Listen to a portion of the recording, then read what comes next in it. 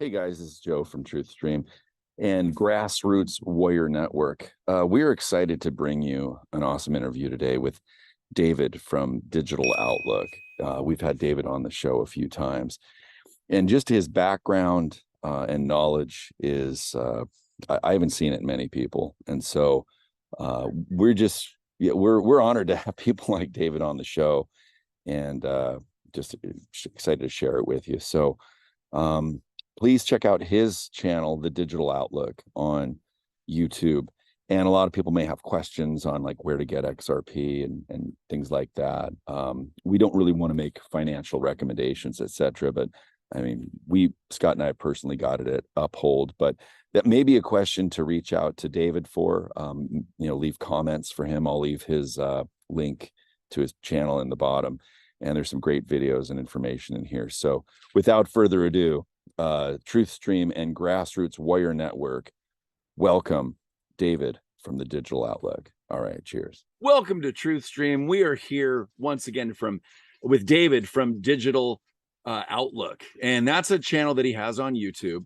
And we've had David on the show before, but it's been a little while, and we're going to have him share a little bit of his background, go into XRP, Ripple, and into CBDCs, what they are, etc. So get ready for some great financial insight into that world. And David, welcome back to the show. Oh, thank you guys, Scott, Joe. Really appreciate it. I've enjoyed it every time. It's been amazing.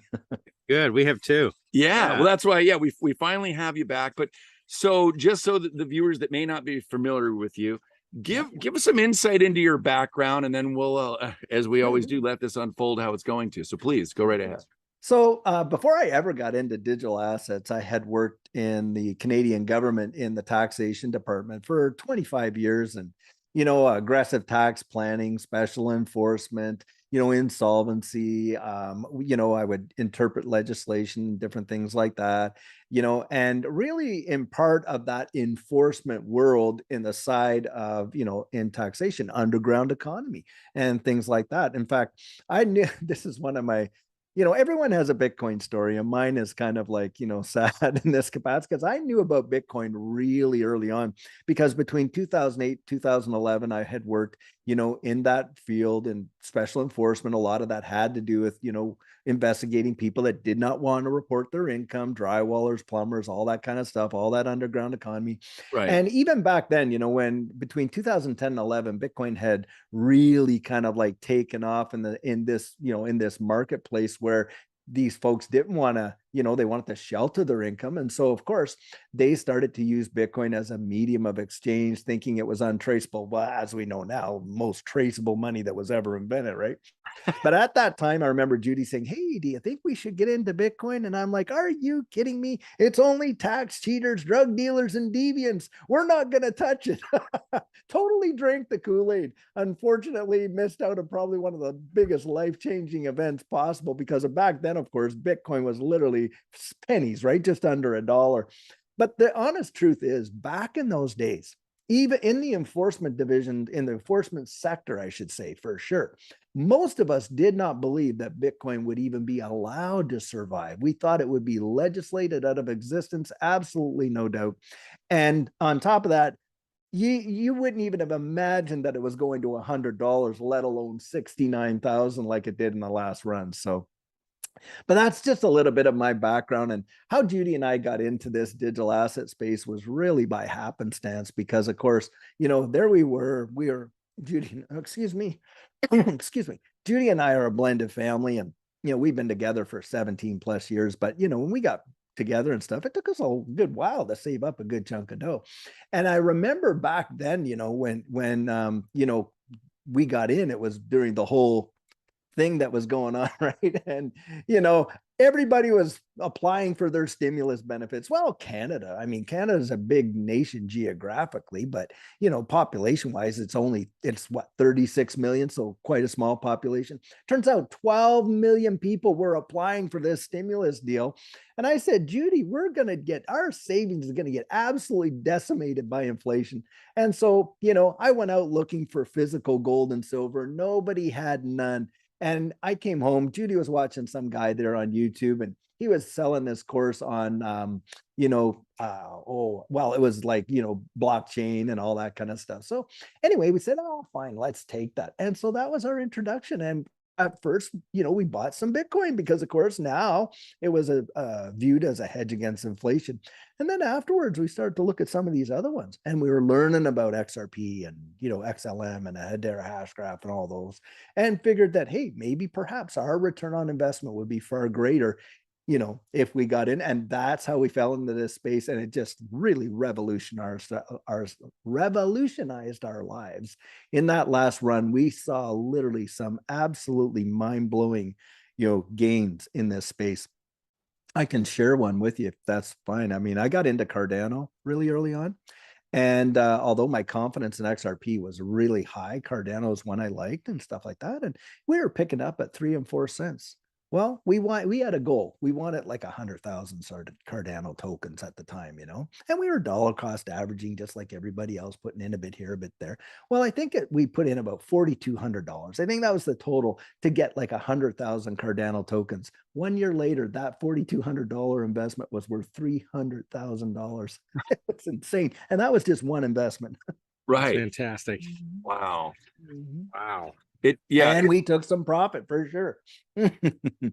Yeah, it's nice to, because we've had Dr. Scott Young on the show, and he has a little bit different perspective. And you're more like the dream maker rather than the dream killer. So, well, I don't even think it has to be a dream. To me, there's a lot of the reality of what's happening in the world is truly phenomenal. But for most people, they're completely, absolutely oblivious to it. Yes, you've got people out there like I did. I had my bias way back then on Bitcoin, totally, to be sure. And it was a completely spoon-fed bias that I got from somebody else, right? I didn't really investigate it for myself. But the truth is, the majority of people are genuinely oblivious to what's transpiring. But you don't have to. I mean, we have lived through some major, major technological events that have changed the wide world, haven't we? I mean, when I was a kid, I always like to tell how my dad gave me this Timex Sinclair computer, Timex, the watch company. Right. And this thing had a, tape deck. You'd put a cassette tape in it. You'd press down. It'd take 30 minutes to load a program, I don't know, some game like Frogger or something, back in the day, right? Well, the deal is this.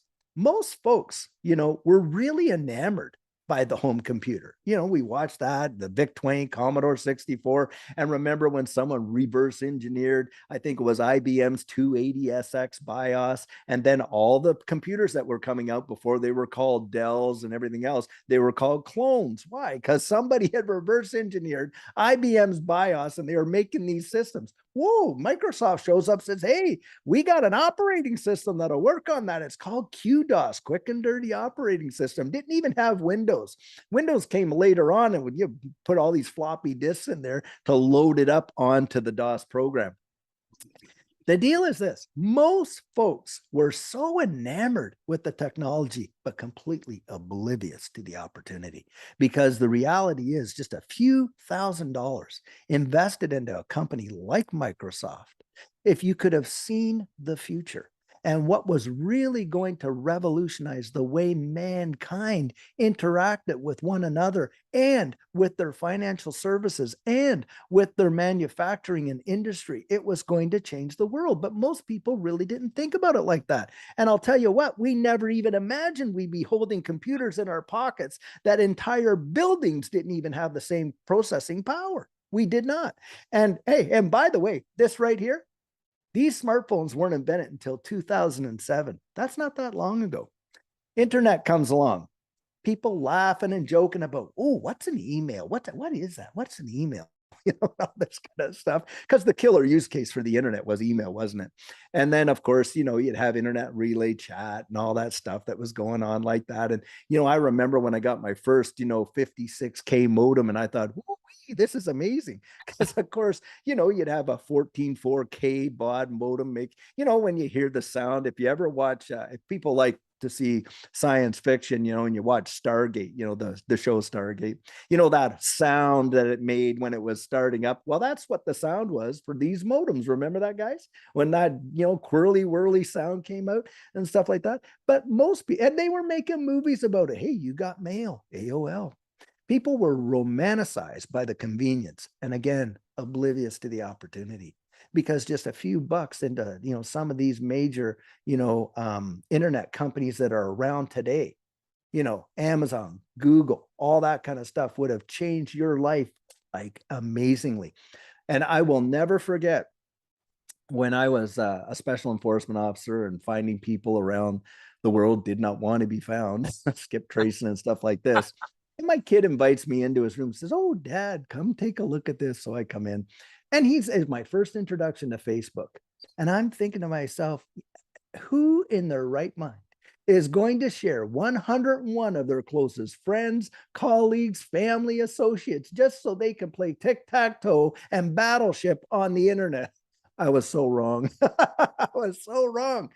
And now we're sitting at a point in history, right on the threshold, where they're literally calling it the fourth industrial revolution. It is going to transform everything we do, every facet of our lives, to the point where it will get right down into our day-to-day functions, how we're able even to do various things. And that means buying your groceries, right? Hey, filling your car up with gas, how you're getting to work, what you're doing for work. Phenomenal impacts. And think of the social media. Look at the internet brought us this right now, what we enjoy right now. Remember, guys, when this was science fiction? Yeah. I remember. And it doesn't, I'm only 55. That doesn't seem that long ago, but it was. Things are picking up speed in a powerful way. So here we are on the threshold of watching the world literally move into an entire digital economy that will have such lasting impacts that it will be mind-numbing. The invention and the innovation that is going to be built on these distributed ledger technology networks, I don't think you can overestimate the impact of what it's going to be.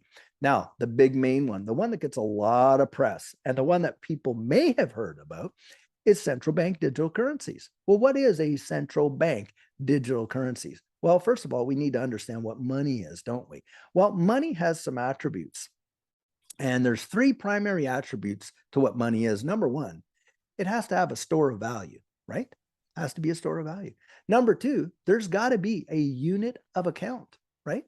And then money has to act as a medium of exchange. Now, when you're talking about the evolution of money, what are we really dealing? Because I mean, hey, you could have used African beads, store of value, unit of account, medium of exchange. Of course, we, as we went through society, gold and silver and those types of precious metals and diamonds and rubies and all these things started to have higher value because of the barter trade system as, the economies in the world literally evolved, right? And then, of course, we had the development of coin.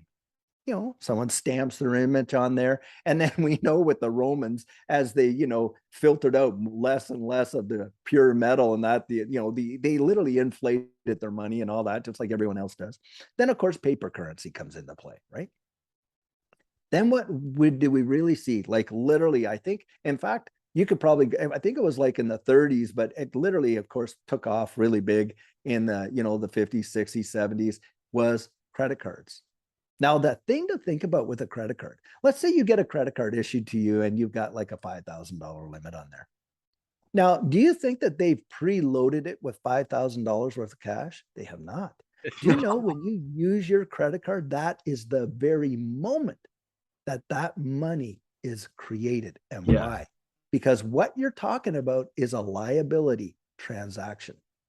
That's what it is. It's a liability. And once that liability is created, because you did a transaction, you have a liability for that. Someone else is going to get a credit to their system. But needless to say, that's when money's created. I love Augustin Carson. Augustin Carson is the general manager of the Bank of International Settlements. Bank of International Settlements is the central bank of all central banks. Augustin Carson, he comes out and says, oh, all these different paper notes, he calls them liability instruments. That is exactly what they are. Now, think of when you're thinking about central bank digital currencies, pull the first two words out of there, central banks. All right. So we're talking the Federal Reserve, the Bank of England, the Bank of Australia, Bank of Canada, bank, all the central banks of nation states. So the issuers of the currency, right? No matter what form the currency takes, they become the issuers of it. Yes. Well, the deal is this. Central banks, if you took away their power to issue $1 of debt, because every dollar that they issue, remember, is a dollar of debt. That's all they function for. It is game over for the central banks. But do you think that they're ever going to no, the central bank's main model is inflate, inflate, inflate. That is all they can do. Now, do you realize since the Federal Reserve was formed way back there on Jekyll Island till now, 98% of the US dollar's purchasing power has been evaporated off the magic dragon. It is gone. And in fact, right now, you had Jerome Powell come out there and said, oh, we're going to raise the rate by 25 basis points. What an absolute joke. Do you know who's hurt by that? Do you think major corporations, major world banks are really hurt by those increases? No, they're not. You and I are, right? Because why? Well, our liability rate goes up, doesn't it? You have to pay more interest on your credit cards. If you go out there to apply for a car loan, well, that 25 basis points might actually get you declined because the rate is higher than it was before, or your mortgage or anything like that. So basically, because they can create money out of thin air. Now, what does that tell you? Well, it tells you that they are going to hyperinflate, and that is all they have been doing.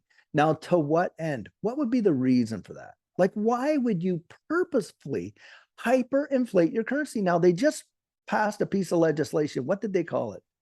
They called it the Financial Responsibility Act, and it gives them $4 trillion to spend in 18 months. $4 trillion. Think about that. It is a mind-boggling amount of money. Whose money? But, well, it is supposed to be the money issued in U.S. currency. But you have to ask yourself, okay, what are they spending it on? Because I'll tell you what, it's not infrastructure, that's for sure. Where's it going? Well, guys, it's going to prop up all of these other banks. Look, you had Christine Lagarde, who is the head of the European Central Bank, the ECB. She flat out came out and said, look, we have all kinds of money to bail out these banks if we want to. And that's exactly what these central banks are doing. They're holding up this whole facade with inflated currency. But to what end, guys? It is my belief, I genuinely feel this, they are leading us into a new economic system on a global scale, and it is the evolution of money. Now, a lot of people will say, well, hey, we already have digital cash. No, you don't. You do not. You think you do. And why do they think that? Well, because when you look at the deposits in the bank, we know there's only about 6% physical cash for all of the money that is on deposit, right? So if you see that little thing on your bank account says, oh yeah, you got like $3,000 in the bank. Okay, fine. That's a representation of what's there. But if you went to the bank and every one of your friends went to the bank and any one of their friends went to the bank, I'll tell you what, there's not enough cash in that bank to satisfy everyone's request for the money. Why? Because there's only 6% of physical cash for all money on deposit in every bank. Wow. When we started, physical cash. When they started doing the fractional reserve lending, what was the guideline was what, 9 times? You could lend 9 times. Oh, now it's like you can lend it. I think that's whatever you want to do. Times. Yeah. It's like, yeah, there's no limit. And the deal is this. When you think about that, okay, that's just a representation. A lot of people think, oh, well, that just means digital cash because I don't use cash. No, it doesn't. Because remember the 3 elements of what money is, right? Store of value, unit of account, medium of exchange. Well, they're wanting to introduce a 4th one. And the Federal Reserve has literally written memorandums to the House Financial Services Committee that were not for public view, but got leaked out, where they're wanting to employ social controls, basically program their monetary policy right into their monetary instrument. That has never happened in the history of mankind. What do you lose there? Well, a lot of people will think they have privacy with their purchasing power now, don't they? But the reality is they're all under monetary controls right now. And how is that? Think of your debit card. How much can you spend at any point of sale at any given time? You can only spend what the bank limits you to spend. Sure. If they think that you're good at, you could have $10,000 in there and they could say, yeah, but point of sale for you is $500. Well, why? Oh, we're doing it for your protection. Really? I think I feel fine. Well, no. And then it comes down to risk. They don't deem you to be a good, even though the money is sitting right there in your account, they'll limit you to $500 point of sale. And some people have it 1,000, some people have it 1,500, but you're limited as to how much you can access of your own money any given time during the day. Now, of course, most of us aren't out there spending $500 a day. But let's say you go to a store and you want to pay for a couch that's $2,500. You're going to have to phone your bank and ask them to release the funds so you can do it. Otherwise, it ain't happening. Right. Right. And so what do they give you outside of your debit card so that you can make purchases over and above the point of sale limit or the amount that you can withdraw from the bank machine daily? Checkbook. They give you a credit card, don't they? Well, that's true. Yeah. And now you have a credit card where you owe the bank. And the moment you use it, what are you creating? Money. They want you to create money out of thin air for them, because the moment you tap that thing down and the moment that you pay $2,500 on your credit for that couch, bang, funds have been released. And where do they all go back to? They all go back to the central bank. Central bank digital currencies are going to employ social controls. Now, the thing is this, you've got, regimes around the world that we know. Okay, I'll give you an example within China. In China, we know that they are operating with social controls, and it literally to control people's eating habits, their lifestyle choices, hey, who they hang out with, who they don't, where they go, how long they're out, everything that you can fathom. And literally, if you were to call somebody who had a low credit score, let's say, and I shared this with you guys earlier, but I'll share it again. If let's say I had a low social credit score because, hey, I like to smoke and, maybe I took the bus too many times rather than ride my bicycle, who knows what, but basically I, did that. And, now I got a low credit score. Do you know if I pick up the phone and I call you and you're my best friend from school, we've been chums for a long time, but my credit score is kind of down here, because of my social behavior doesn't line up with everything, right?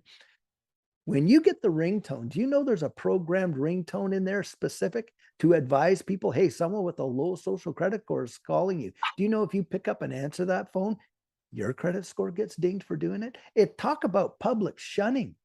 In such it is absolutely mind-numbing, the level of control that can be employed. So what's vitally important for us? Well, what's vitally important for us is to absolutely stand behind the very things for which we absolutely uphold our society, right? The ability to freely converse. The ability to go out there and have an opinion that is not going to get dinged by a social credit score that is going to influence my ability to say what job I have, what area of town I live in, what I spend my money on, how much of it, on and on and on. And they can literally, with central bank, turn on the taps and turn them off. Now, does that mean central bank digital currencies are a bad thing? I don't think they are. I think they can be utilized in a powerful, positive way.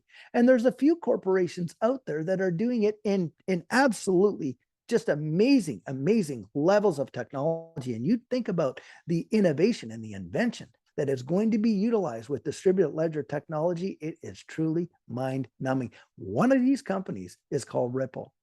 And Ripple is out there. And by the way, you can actually Google this. You can fact check it. Ripple is the #1 developer of central bank digital currencies for nation states. You are literally talking about building the infrastructure for the evolution of money. Now, you tell me how many corporations that are developed right here in the homegrown America out there doing that?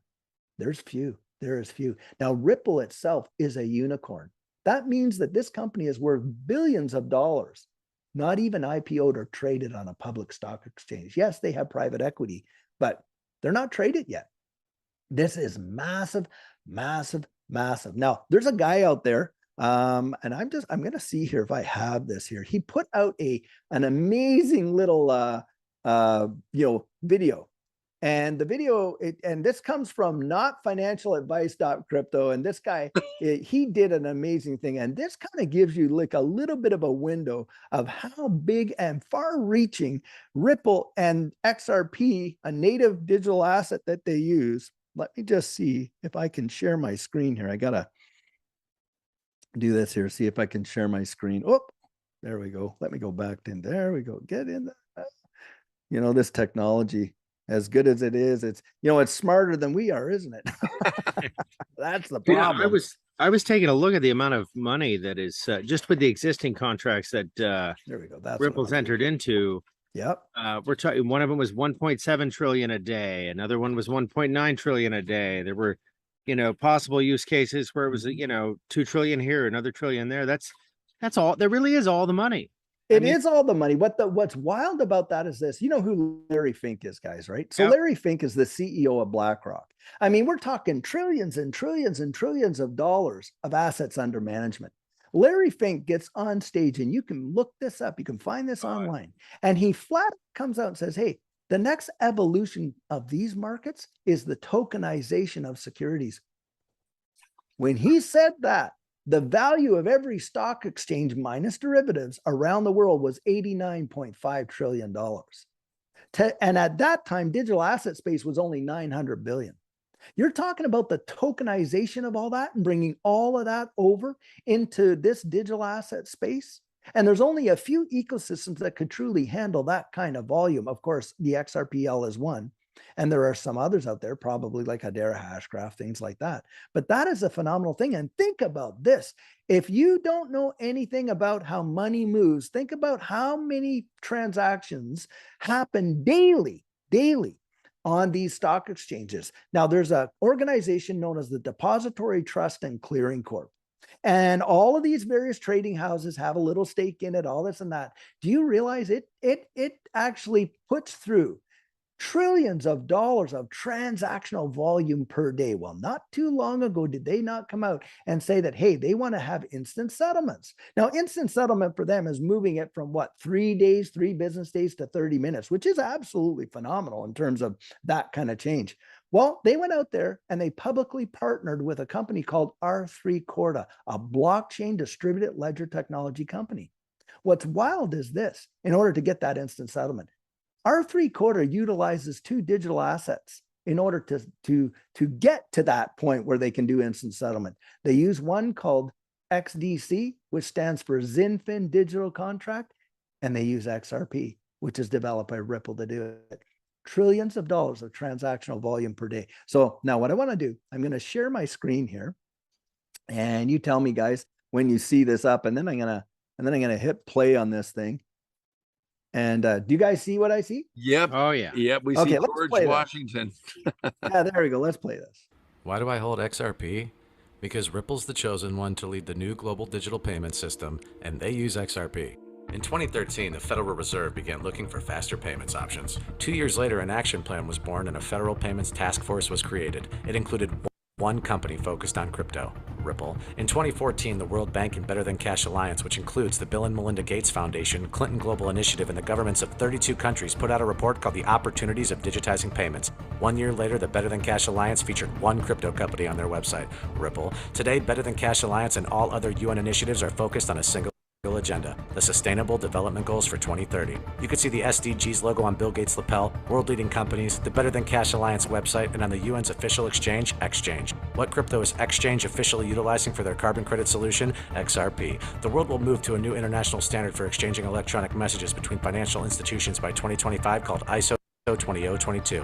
Who was the first ISO 20022 member focused on distributed ledger technology? Ripple, who's partnered with over 300 financial institutions, including Bank of America, American Express, PNC, Santander, SBI, HSBC, Standard Chartered Bank, Bank of England, India, Singapore, Scotland, Australia, and Indonesia, the largest banks in Japan, Canada, Egypt, the Middle East, United Arab Emirates, Thailand, Morocco, Bhutan, South Korea, Brazil, and Latin America? Ripple, who is a former employee overseeing the Federal Reserve? Ripple, a former employee overseeing the world's largest asset manager, BlackRock's digital asset division? Ripple, leading Australia's CBDC effort? Ripple, who hired a former Treasury of the United States? Ripple, 2 former Federal Reserve attorneys to their board? Ripple, 2 former Clinton and Obama advisors, former Minister of Defense and Economics of Germany, former business director at SWIFT, former SWIFT board member, former CFO of PayPal, former head of the DTCC, former chief business officer at Uber, former VP of Amazon, and former SEC chair on their legal team. Ripple, who's a member of the Digital Pound Foundation, Digital Dollar Project, Digital Euro Association, Mojaloop, IMF's high-level advisory board on fintech, Hyperledger Blockchain Consortium, Open Payments Coalition, Faster Payments Council, Global Payments Steering Group, Cross-Border Working Group, International Association for Trusted Blockchain Applications,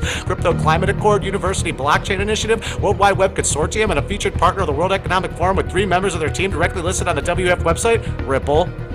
Now, does Ripple and XRP sound like they're going to disappear, or do they sound like they're part of a much bigger plan?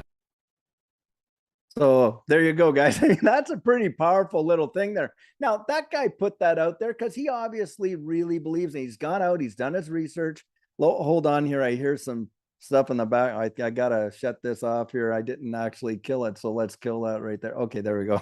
Now we're back. So, you know, here you got a guy, he's gone out there, done his research, and he slapped that all together. Really kind of an amazing little, you know, demonstration. Right. But it shows you the impact and the power of what's going on. Now, Ripple is utilizing something called the XRP Ledger. Now, the XRP Ledger was absolutely developed before Ripple became a company. And in fact, the native asset XRP was gifted to Ripple, you know, as well. And you know, you got some of the people on there, David Schwartz, Arthur Britto, these are founders of Ripple, but also helped develop and create the XRP Ledger, a phenomenal piece of amazing technology. Literally can settle things in 3 to 5 seconds. Now, a lot of people don't understand how monetary money moves in the world. In fact, there's a joke in the system that the fastest way to move money right now is if you were to actually put it in a briefcase, get on a plane, fly over to Hong Kong and drop it off. You might get it there quicker than SWIFT, which SWIFT is the Society for World Interbank Financial Transactions, something like that. I mean, it's some kind of wild name. But anyway, that system's been in place since the 70s. And it's a messaging system, right? Where it can actually send, you know, hey, we've validated this person over here as being the holder of this account. We've done our know your customer, our KYC and anti-money laundering. And he wants to transfer this amount of money over to, you know, Auntie Jane, who lives in, you know, Scotland, whatever. So, you know, what happens is, let's imagine get HSBC. They want to send, you know, JP Morgan Chase $500 million. Well, they do it through the SWIFT system. And they have to hold accounts in each other's banks called nostro vostro accounts. Now, that just is Latin for ours, yours. But what it does, it secures the liquidity of these transactions. There are trillions upon trillions of dollars locked up in nostro vostro accounts. What is the world suffering right now in a big way? Liquidity. A liquidity crisis, like no tomorrow. Now you got a corporation out there saying, hey, we can actually solve that problem with what's called on-demand liquidity. And you can literally utilize an asset that not only carries the message, but carries the value with it. So there's no risk. And you can utilize XRP to do that. Now, as I said earlier, Ripple is the #1 developer for central bank digital currencies, literally the evolution of money. What I want to show you next, I want to show you a little clip here. And this is actually from Ripple themselves. And this is a few minutes long, but I'll tell you the value of watching this and understanding this. If you tune out on this part, you are going to miss out. You will literally be in the dark when this change. This really is an eye opener in a powerful way. You want to sit through it all and see this. All right, so here I'm going to share this and we can come back and talk this. Now, this is Ripple from Ripple's website. This is ripple.com solution/central bank digital currency. Listen to this. Today's global financial system is more complex than ever before. Yet as the world's economies grow, the infrastructure they rely on needs to evolve. Every nation has its own independent monetary policy and regulatory standards. But with varying system access and legacy technology, the world's financial infrastructure can seem overwhelming. At Ripple, we enable governments and central banks around the world to create new, high-performance financial infrastructures built on blockchain technology. More specifically, we help governments build and launch central bank digital currencies, or CBDCs. They are national currencies powered by modern technology that is secure, centralized, and scalable. And these CBDCs will enable central banks to implement their monetary policies in more efficient and effective ways. The Ripple team brings a wealth of expertise to every new CBDC solution, working with hundreds of financial institutions, policymakers, and regulators. Our solutions facilitate billions of dollars in cross-border payments around the globe. Ripple's CBDC solution is based upon one of the most reliable, sustainable, and open source blockchain protocols, the XRP Ledger, XRPL. The XRP Ledger technology is perfect for CBDC blockchain applications. It's fast, with transactions complete in 2 to 3 seconds. It's easily customizable and programmable. It's reliable, having closed over 72 million ledgers since 2012. The ledger's native functionality for issuing digital currencies also reduces the need for bespoke programming and reduces risk. Finally, the technology is sustainable as one of the first carbon-neutral blockchains. Each pilot is completely customizable and shaped to the needs of the central bank by an expert team. Here's how it works. Each nation's CBDC is hosted on a private version of the XRP Ledger. Access by participants is granted by the administrator and fully secure. Using Ripple's CBDC solution, the central bank has full control over supply, allowing them to increase supply or redeem it. And through a standard API and multiple SDKs, integration into existing systems is simplified and suitable for traditional and non-traditional participants. Additionally, the central bank can issue other assets and allow participants like commercial banks to do so. The central bank can also authorize who holds the currency on the ledger, whether that's held directly by consumers or through commercial banks. Transactions typically settle in seconds compared to days, making CBDCs suitable for use cases like retail point of sale. This can open the door for real-time salary payments and collection of tax at point of sale, which gets funds to an institution or a consumer faster while eliminating debt risks. CBDC data is fully controlled and auditable by a central bank, allowing for its analysis in support of monetary policy. And the data maintains transaction privacy while still allowing for regulators to monitor for criminal activities.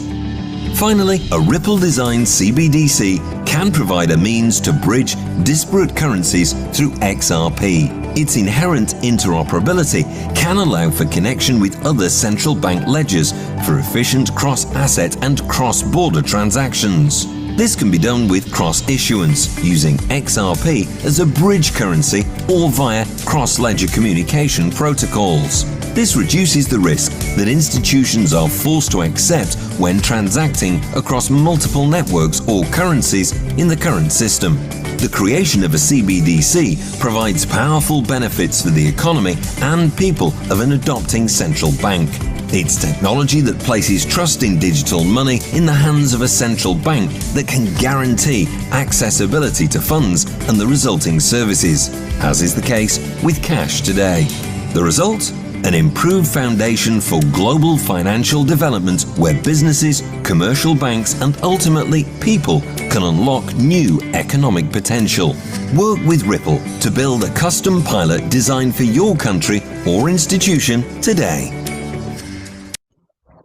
That is Yeah. a phenomenal description of what a CBDC is. And you're getting it from the #1 developer for central bank digital currency. And get this, guys, 72 million ledgers. In fact, now, since that video was done, I think it's around 84 million ledgers. Not one mistake. Not one mistake. Wow. 2012. That is mind-boggling in and of itself. Now, the thing is this, with blockchain, and in fact, Ripple is not a blockchain. It's a consensus algorithm.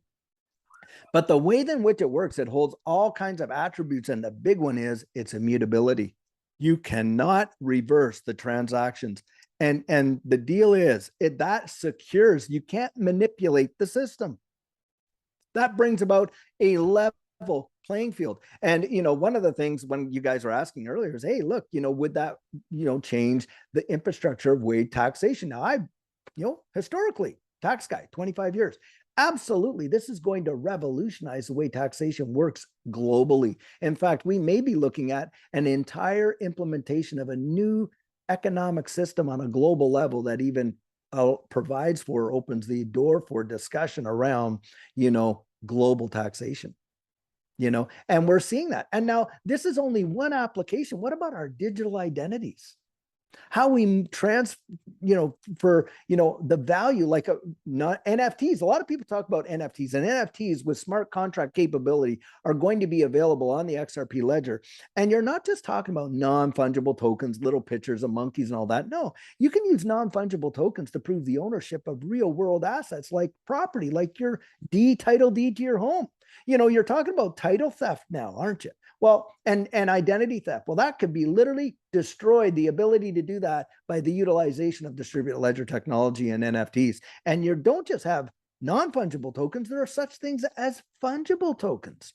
And you have restricted fungible tokens, restricted non-fungible tokens. The applications are truly amazing. And it is going to touch everything that we do, our education systems, our healthcare for certain, and the ability, look, our social media right now, when you are on social media, your data is collected and sold. They make a big chunk of dough on it. Do you realize distributed ledger technology are coming out with new ways and ideas and thoughts around the ability of who has custody of that information and who can benefit from it? Well, in a distributed ledger technology system, you may be the beneficiary of it, not some of these big, social media platforms. You get to decide how it's utilized, how it's sold, who's it made available to, and who it isn't, and all of that. There are many, many positive benefits.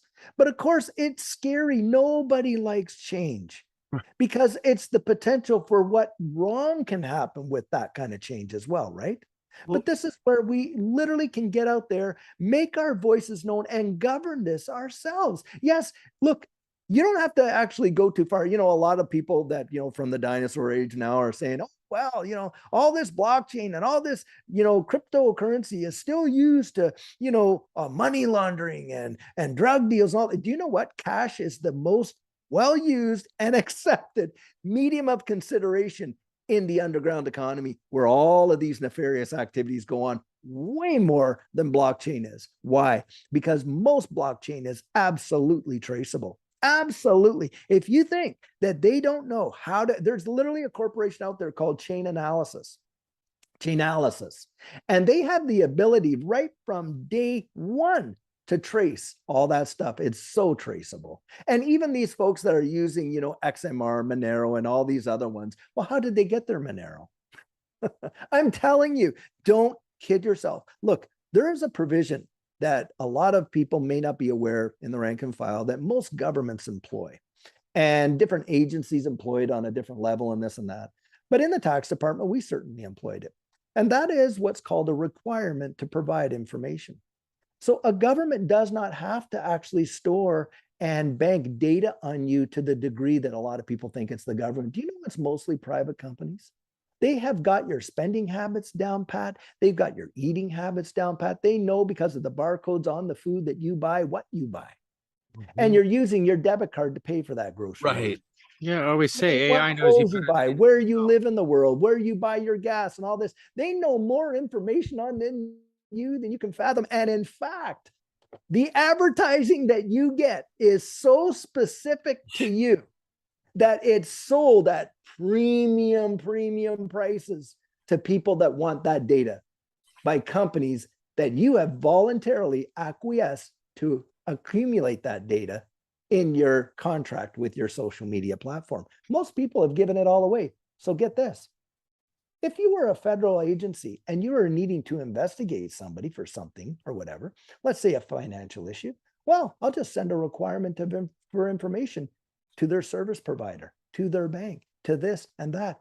They have no choice but to supply it. And if you look at all the fine print, you'll see in there that every government, if a government agency comes to us and tells us we have to cough it up, when we have to cough it up. That is a fact, Jack. Go research that. That is how it really, really works.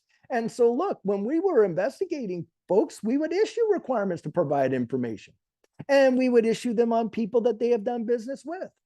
Could get all their phone records. We could take a look at all kinds of information. Now, the point I'm saying is this. People think that it's scary to go into this brave new world of digital commerce, digital identity, digital this and that. Look, we're already living in it. Don't kid yourself.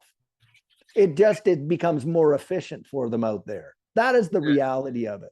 The And wearables. Look at the wearable. Look at the amount of data we surrender with wearables. I think it's like 9 points of information, and you can develop a pretty on point psychological profile on someone. Well, you do that in minutes. I'm getting there, but like a Fitbit or an Apple Watch or something like that. I mean, you're transmitting real-time data about your heart rate, real-time data as you interact with information. And if you're online and you're watching something, it can track what moves you, what piques your interest. It can track your eye movements. It knows you better than you know yourself. It knows you better than you know yourself. And with the introduction of AI to accumulate this, now we're talking about computers that can think. Already there. You can deduce. The D-Wave. Yes, and they're putting all that together. So the reality is this. If you're going to fear the future, then be afraid because it's here. But don't fear the future in that capacity. You cannot live your life like that. Well, I got to the point, I remember at a time where I was trying to, protect all my anonymity to the point. Then I got to the point and realized this is a losing game. There's no way you can. There's no way you can. We're a winning The game. truth is, you can shut the power off on this device and it's still on. It's still on. Still on. And, how many people out there literally have, these Internet of Things in their home, their fridge, their stove, their smart TVs, all this and that. Hey, Alexa, find me, the 3rd season, episode 4 of Friends. Boom. Yeah. Alexa's listening all the time.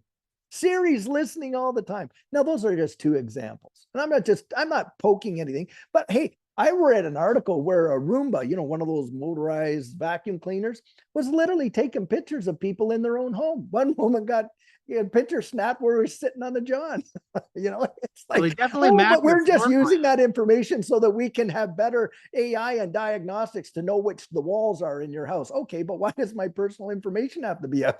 I mean, it's just people acquiesce to that because when they buy that product and bring it home and they plug it in, you look at the terms of agreement. Basically, if you didn't assign approve Microsoft's, user agreement or that, you wouldn't be able to use any computer practically, or Apple's. Do you know that most people don't read that stuff? So, hey, there you go. But my point is this: central bank digital currencies are really nothing to fear. In fact, the innovation and invention is something we should embrace in a way because it is coming now. Get this: years before. Imagine if during the internet, you could have invested in hypertext transfer protocol or internet, relay, or the protocols that support it, SMTP and all that kind of stuff for emails and this, that. We couldn't do it, could we? No, we could invest in companies that utilized it, and some were winners, some were losers. Guys, right now, you can absolutely go out there and invest in the protocol itself. A major case just got settled with Ripple and XRP, where Judge Annalisa Torres out of the federal court, now this is federal law, came out and flat out said that XRP sold in the secondary market does not meet the standard of being a security. That is massive. And why is that massive? Well, because if it affects XRP like that, then it affects every other digital asset practically like that as well. And just imagine this, when she went out and she did that, that is now the law of the land. XRP is the only digital asset in the entirety of this digital asset space that has adjudicated legal clarity from the federal court in the United States for the United States. Now, of course, other jurisdictions have already determined that it is not a security, that it actually acts as a currency or a commodity or a utility. Well, it is truly phenomenal. And in one day, that thing went from 46 cents to 93 cents. And really, if we were to look at it from the low of this cycle, it went from 20 cents to almost $1, 500%. You tell me, in a traditional market, what other asset out there has achieved those numbers? But it only took over 3 years to figure out whether it was a security or not, which is Yeah, of kind of course they ridiculous. slowed it down. 'Cause But the thing is, do you think what about that's Ethereum? not That's gonna- a security. you know, Or is and it's not, it is not, there is, it is, and even if it's appealed, you know, a lot of people say, well, you know what, in the legal world of things, you can't just appeal a case because you don't like the result. No, the judge has had to have made an error in law or an error in judgment. Now, when she adjudicated, Judge Annalisa Torres adjudicated this case, she adjudicated at the request and under the standard that the Securities and Exchange Commission asked her to do it by utilizing the Howey test. And she literally looked at, now in appeal, and you got Stuart Alderati, the chief legal officer for Ripple, actually coming out there and says, hey, if the SEC appeals this could be a big win for us. Why? Because then it goes before a panel of judges in the Second Circuit. They're going to look at all the same evidence that Judge Annalisa Torres did. They're going to have to apply the same law, because law is not opinion. It's the law. They're going to have to apply the application of that law. And why do we got here in our system? Well, we have a common law system, don't we, based on precedent and decisions that have been made all throughout since the 1940s until now, utilizing this Howey test. Judge Torres utilized the Howey test and was able to ascertain just like that, that XRP in the secondary market was not a security. She only used one prong of the test to do that. She said, I don't even need to take a look at the others because it didn't meet this prong. If it doesn't meet all four prongs, it doesn't apply, does it? Well, let's say the Second Circuit takes a look at a panel of judges and they say, okay, well, yeah, we agree here, but you know what? We're going to look at these other prongs. Well, it doesn't match that either. Man, I'm telling you what, the SEC is not going to want to have that happen. They do not want to risk it. I kid you not. So we'll see what happens. But either way, I'm not deterred. And for me, I've been accumulating for a long time because I believe in it. Now, look, any investment has risk associated with it. Sure. And if you watch my channel, and by the way, let me just do a shameless plug here. Yeah, you should. Shameless Hey, plug. while you pull that up, Scott, do you have a quick question? Well, I have three that I definitely want to Sure. get to before we run out of YouTube time. channel, Digital Outlook, right here. This one is one I ask people to watch. It's called, and it's my introductory video, ISO and crypto. You wanna take a look at that. But guys, the point, and I'll just stop sharing. That's my shameless plug there. Oh, it's great. That's Check out his what- channel. It's yeah. a great channel. It's a wonderful channel. Yeah, everybody, when they look at investment, hey guys, there's risk involved. You watch my show, you're going to hear me encouraging you to go out there, do your due diligence and do your research. Do not base your confidence on anyone else's conviction, including mine. Why? Because if I can talk you into it, I guarantee there's someone else out there to talk you out of it. Go out there, research it for yourself, see what you see. And I'm telling you, it's my belief, your eyes are going to be open in a powerful way, and you're going to start thinking about the future a whole lot differently. Anyway, go ahead, guys. Well, so Hinman and Gensler were both kind of on the wrong side of things when it came to Ethereum, right? They it would appear that maybe they were accepting funds from Ethereum to focus their regulatory efforts in a certain direction and definitely not in another direction. Is that so? Did you not pick up on that with the? Well, I know that Bill Hinman had gone to work for, I think it was Simpson Thatcher, I believe it was, maybe not, but he did go to a legal entity that was actually involved with giving clarity or commenting on the Ethereum free pass speech. It certainly looks like there may be some definite conflicts of interest, and bare minimum, at least it should be investigated. Well, and Gensler's buddies with Sam Bankman-Fried's family of FTX, and also with his girlfriend's, who was the CEO of the other company, with her family as well. There's an awful. Well, it's the whole where there's smoke, there's fire, right? But the thing is, we really have to peel back There's fire. and see, That's fire. Yeah, I where don't there's know. It looks like smoke, fire there's to me. fire. So it's like, okay, well, so they have to investigate it. The thing is this, They're I'm not though. I'm for a system of, hey, a man's innocent until he is at least proven guilty. And of course, the court of public opinion has been notorious about, whitewashing people as guilty before they really are. But look, there are some definite big time, you know, squirrely things that seem to be going on here that need to be investigated. I would say that much. We've got a focus issue. I hope Yeah, it's the- Yeah, I entertaining. see Yeah, a the- glare the- coming the across the sun is, screen here. I don't know yeah, what it there's is. yeah. So is my other two questions. The first one's an easy one. Yeah. Is David Schwartz, CTO of Ripple, is he one of the Satoshis? Well, Former a lot of DARPA people employee? think David Schwartz could be. I mean, Yeah. certainly he was a developer, early developer on the Bitcoin blockchain. David will tell you that. Well, and he was Now, in he DARPA. personally has denied being one of the Satoshis or Satoshi Nakamoto. I think a lot of people think that perhaps Arthur Britto could be, David Schwartz could be. I think right now there's this idea that there's at least four of them, Yeah. four people that could be. Yeah. Yeah. And then But he okay, definitely has the brilliance to do it. I'd say that. Right. well, here's the big question. This one you can spend a little time answering. You know, we've always had the petrodollar looming. Yep.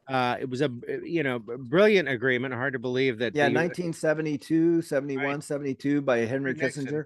Yeah, but so that is clearly over now with It the is rise dead. of The BRICS. US, the petrodollar is dead. We just have not had the funeral yet. Why is it dead? Well, Well, because Saudi Arabia, the deal with the petrodollar was this. Saudi Arabia flat out said, look, you protect the family of Saud, and we will make sure that when we sell our oil, we will only sell it in denominated US dollars.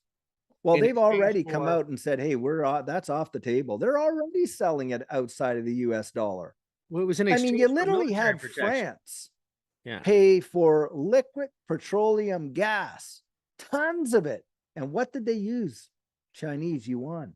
Now that's a slap in the face. They're one of our main allies, is utilizing one of our main enemies' currency to purchase liquid natural petroleum. That's insane. Well, what But there you I go. want to get at is, we've been under a fiat currency. Yeah. That changes the game a little bit. Ever since 1971, we've been under this fiat, and Mhm. so those are instruments of debt. They So are. They are. when you have trillions and trillions of dollars that represent debt, Mhm. and they're all coming home to roost because there's no international demand for them anymore, Mhm. Yeah. what happens? Hyperinflation at a level that we have never seen, more When than is that likely. gonna happen? Now, 'Cause the it's reason certainly is coming. this. Think about it in this capacity. Do you realize that there are more $100 bills in Russia than there are in the United States? Yes. That didn't is know a that. true Wow. statistical fact. Oh Now, yeah. why is that? Well, that is because when the United States has enjoyed the world reserve currency status, then the demand, like you just said there, for US dollars outside the country has been tremendously high. Now, what has that afforded the United States as the reserve currency? Wow, it's Hedge given them money. a big stick, hasn't it? Yeah. And what system have they utilized in order to kind of flex their muscle? Well, they've used the Military. SWIFT system, right? They can shut countries off. They can throw sanctions on there. They can impose their political will without even firing one shot. Why? Because you cut off the money supply, you've literally cut the country off. That's what they've done. Now you got the BRICS countries, which, by the way, Saudi Arabia has applied to be a part of. They are flat out coming out with a digital currency that is backed by gold. And they're creating a separate monetary system so that they can circumvent the whole SWIFT system, and they are not going to be controlled by the United States, world reserve currency system any longer. So when that happens, boy, I'll tell you what, you've lost a lot of political muscle, haven't you? Okay. Now, I do believe that they know that. Let's not kid ourselves. These powers that be genuinely do know that. And yeah, they're inflating us into oblivion right now. But look at how many countries have signaled their intention to join BRICS, including A Mexico. lot. Yeah, including Mexico, which is North America. I mean, Canada is in the middle of a suicide, but however they recover naturally. Yeah. It I just think what's like going we're to gonna happen be is the joining BRICS as incumbents are well. going to flip the switch. What's that? The incumbents are going to flip the switch. Yeah.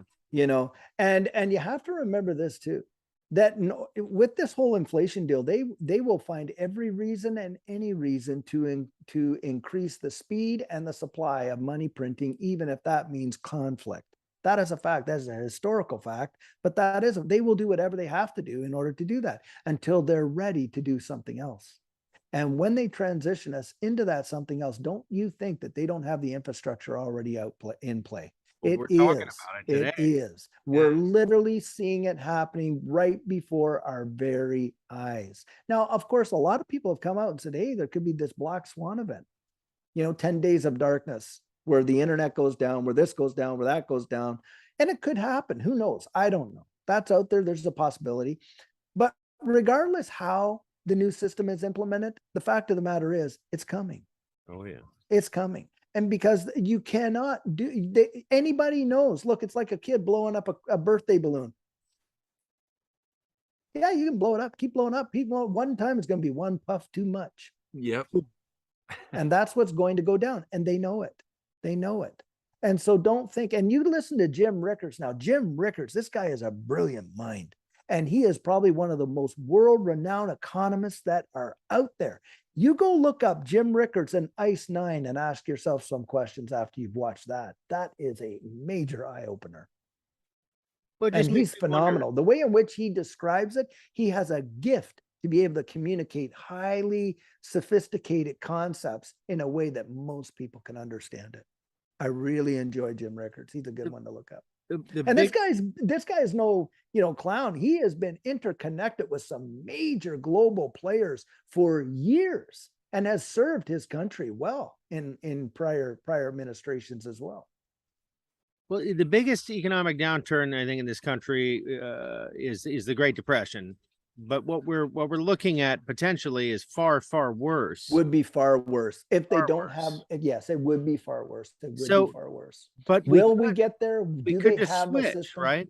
I mean, if you dump the fiat and you just switch to another currency, you can avoid. There may be a way to avoid cataclysm in that capacity potentially. But what's the trade-off for that? Do you think that they're legitimately going to wipe away your debt free and clear and there's no obligation? They may wipe it away. So there could be a Nasara, Jasara. Now, from a biblical standpoint, because, I'm a believer in Christ. He's a big, big part of my thinking and decision-making. There's this whole thing called the year of Jubilee, where debts were completely forgiven. Everything went back to zero, and on and on and on. So there is some good credence to this concept. The reality of it is you're talking about a world right now where it's almost like when, remember the story of Moses? Then they had to make bricks without straw and all that kind of stuff. And, and then there was a famine. There was such a famine in the land during that time, that they literally, first they gave up all their money, gold and silver. Then they gave up all their livestock. Then they gave up all their land and houses. Finally, they gave up themselves. I really believe when you listen to the WEF and their outlook for what they want to see, they literally want to herd all of humanity into some sort of a, global servitude to this whole system where there's no escape. And, it's not funny, but it's just ridiculous when you hear it. And boy, you hear Klaus Schwab talk, the head of the WEF, man, that guy's voice just sends shivers down your spine. It's like something else. But I mean, you have to kind of, the whole idea right now, most people receive, their fundamental belief structure is created for them by the fifth estate. They don't even realize that that's what it is, but it's programming, the program. Hey, I'm watching my program. Yeah, you're right. You're watching it. All right. You're being programmed, because the reality is the whole concept of being able to critically think, challenge ideas, challenge kind of viewpoints and this and that, it's no longer tolerated. As we're saying, it's no longer tolerated. You cannot have constructive debate. We'll be looked at as enemies of the state because we just don't acquiesce to the message. But as a result of that, what's happening, we're losing our ability to genuinely critically think. And you want to test this out? You go talk to your neighbor and ask their opinion on this, that, or the other thing out in the public forum. I guarantee within about 3 minutes, you'll start to hear very familiar, rehearsed messages that you literally could turn on the tube and hear. Yep. Why?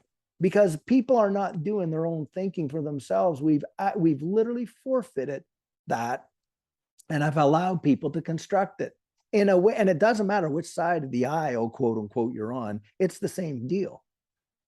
We have to get back to where that really did matter. You read books that were written by authors in the 1700s, the 1800s, And you can see the level of thinking that they really thought through, they utilized their ability to process information and adjudicate different results because of the information they were receiving, which we have been dumbed down. We just don't do it.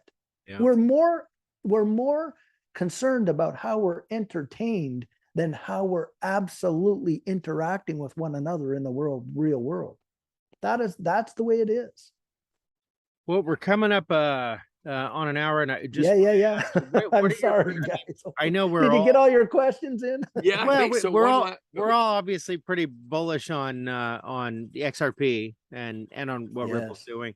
What are your predictions? Because and this is something I wanted to Wow. ask you about. If we've got Yep. the market cap about Mhm. valuations, if the company Market cap doesn't mean anything. right, but a lot of Doesn't. people are saying if it goes to No. $1 trillion, that means the price is at I $10. mean, if SRP goes to $1 trillion, what is it, like 20, 30 bucks or something like Yeah, that? I mean, they're 10 bucks. sitting on it. That's nothing. There's think of the derivative market. We're talking quadrillions there. Mhm. It's the thing about market cap that a lot of people don't include in their evaluation is world money supply. Most people don't even understand what the world money supply is or how it's divided and what assets of the economy is it actually segregated. Do you know there's about $360 trillion in worldwide global real estate? You can take the Fortune 500 and add up the trillions there. Stock markets alone, what, 90, $100 trillion in stocks. That's going to be, tokenized. I mean, there's just so many, it is really it's something we can't truly conceive of. Now, in the digital asset space, we have yet to have a utility bull run of any kind. So for me, it's very difficult to, pin the tail on the donkey, really, right? Because we don't know. We really don't know. But something we do know is in 2017, get this, on January 4th of 2017, XRP was trading at 0.006. Historical fact, 1 year to the day on January 4th, 2018, XRP was trading at $3.84. Can you fathom being that guy that picked it up? $6,000 investment in 1 year could have netted you $3.84 million. Now, I always love to say, hey, look, it's hard to hit the bottom and the top, isn't it? Pretty hard to nail it. Well, let's multiply it by a factor of 5. And let's say you paid $30,000 to get your 1 million XRP there in 2017. And you didn't sell it when it was at the top, but you sold it when your $30,000 investment was worth $1.5 million. Do you think you would have been happy? Oh my God. Guys, I don't think we could even put a price tag on it at this point. But 10 grand is think about this too. functionality, right? Every one of these markets, all the markets and every TA, for a regular guy, normal guy, they're all going to say this. There's cycles, right? There's a bull market, then there's a bear market. For every bear market, there's a bull market. Now, where do people think we are right now? They think we're in a bear market. Is that not right? Okay. Yeah. So if a bull market's coming, should the prices be higher or lower?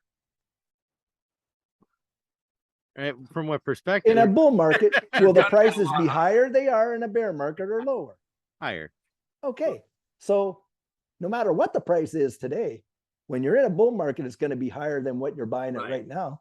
Right. Now, the thing is, we don't know how high or how long, but remember, doesn't matter. Don't base your conviction or your confidence on, like I say, somebody else's conviction about it. Because look, you can go onto my YouTube and I tell people flat out, you're getting 100% biased opinion out of me. Why? And I make no bones about it because I've done the research. I'm absolutely 100% convinced what you're getting is the real deal. Now you got to go out there and make up your own mind. Now the information's available. Are you willing to go look at and dig it up? Are you willing to do that? Now, I'll tell you what keeps people in this market get absolutely wrecked. Fear. Two kinds. That fear of missing out because they might not make the next leg up, or that fear, uncertainty, and doubt. And I'll tell you, the players that are pulling the strings behind the scenes that absolutely manipulate every one of us on the way up and on the way down are the same people that are out there right now claiming to have the solution for this global crisis, the very ones that created it. Right, because that's how the system works. Institutional investors are going to want to shake retail holders out of the tree. So then How are if they gonna that's the do it? case, hey, I can't be a whale. I'll tell people, hey, I'm not a whale. I can't be a whale. So what do? I don't follow their advice. I follow their behavior. And thank goodness for the open ledgers, because we can see what they're doing and they're buying. They are buying. They are buying. They Yep. are buying. That is a fact, Jack. Wow. So Well, guys, anyway, hey, not financial advice. That's my opinion. Right. Yeah. For the record, none of this is financial advice. right. No, it's not. It's not. It's about people that believe in an idea, believe in a concept, believe in economy, believe in an asset. But hey, just because I believe it, I can share my faith, but I can't give it to you. You got to go out there and find out for yourself. Now, at least it deserves, you owe it to yourself, as far as I'm concerned, to at least investigate it. Even if you come to a different conclusion, that's your prerogative. But for goodness sakes, don't just drink the Kool-Aid. Go out there and research it for yourself. Yep. That's I've got to go investigate what this squirrel is chewing on over here. Yeah, there you go. Hopefully it's not Yeah. your electrical cord. Boof. Yeah, that's what I'm wondering about. It Well, goes down David, as there. always, it's been an absolute Awesome. pleasure. Well, Yeah, thank and you guys. and if people, I want to let our audience know, be careful of comments, either, below our, and we'll put this on, BitChute, Rumble, YouTube. Sure. But, if there's comments in there and people are trying to tell you of how to invest and posing as either David or Scott yeah, there's Young lots of that. or myself, just we don't give advice in there. Yeah. But if you do want to learn where to buy it, I mean, this is what I would suggest. Check out David's channel. He has a lot of different videos and he can answer that for you. But don't, Yeah. you can ask certain questions. I in our don't use comments. Telegram. I don't use Instagram. I'm not going to hit you up with some special program just for you. I don't do that. Not at Only all. on your own OnlyFans, right? Yeah. That's it. Yeah. Exactly. So we just want to let people know, like, we're doing this as a service because, Scott and David and myself, we're not going to say how much, but we definitely got some XRP and we get nothing out of it, whether you guys, get into it or not. We're doing this as a service, as a humanitarian. We believe that people should check into it. And we think we believe it's the way of the future. So I just want to end with that. So Sure. Oh, perfect. Well, thank you guys. Really enjoyed it. all right. Thanks so much. Me too. All right. Take care. Thanks, everybody.